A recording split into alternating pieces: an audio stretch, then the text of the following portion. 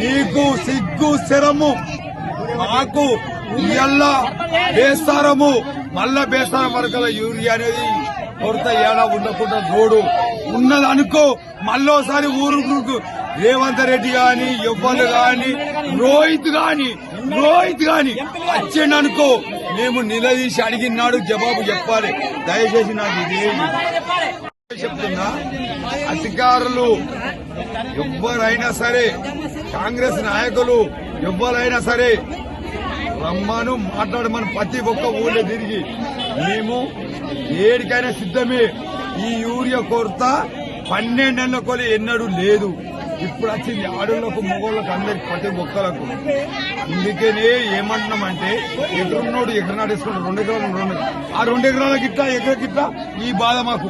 ఆడోళ్ళని ఎత్తుకొచ్చుకోవాలి కలుపులకి వెళ్ళి 500 కైకిలు పెట్టుకొని పొట్ట గడిచే కైకిలు ఎత్తుకొచ్చుకొని లైన్ లో కట్టిపెట్టుకున్నాం. ఇది బాధ మాది.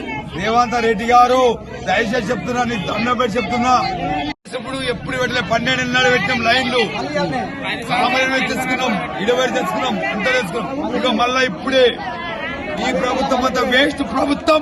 ఎప్పుడు కాబోదు అసలే జీవితంలో కాదు. చెప్పుడు ఒకసారి చెప్పాలి, ఆ రాజకీయ నాయకులకు చెప్పాలి. నచ్చి నా ప్రభుత్వం అని చెప్పాను, నేను మాట్లాడతా. వైఎస్ రాజశేఖర రెడ్డి ఉన్నప్పటి నుంచి ఇదే ప్రభుత్వం. ఇప్పుడే మళ్ళా ఊరియా గురించి ఇప్పుడే మేము సస్తున్నామే. రైతులం ఆరేస్తుందో రాదో చల్లన్నాయి, చల్లకపోతే రాదా సావన్నా ఉరి పెట్టుకుంటే కావరమాట సచ్చిండు ఆయనకి 5 లక్షల రాజ్యం. ఇది ఇష్టమున్నట్ట మాట్లాడు మరి ఇవ్వడం లేదు. దొంగల రాజ్యం ఇది. దొంగలు కాంగ్రెస్ ప్రభుత్వమే దొంగల రాజ్యం.